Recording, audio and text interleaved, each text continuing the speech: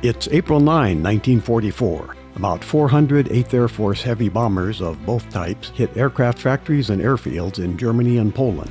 This film was made aboard a B-17 that is part of a formation of 86 fortresses targeting the Heinkel plant at Warnemunde, a German community edging the Baltic Sea. Watch for German smokescreens spread in an effort to obscure targets from the American bombers. This is an older National Archives dub, and if the quality suffers, the topic remains interesting to all who study the Strategic Air War. Other targets struck that day by B-24 Liberators include an aircraft assembly plant at Tutow, inland from the Baltic. In this film, Liberators can be seen passing above the B-17s at higher altitude, possibly on the Tutow mission.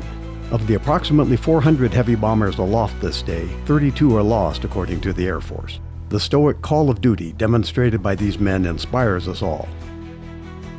I'm Fred Johnson for the Airailimages channel. Thank you for watching. You make this channel possible.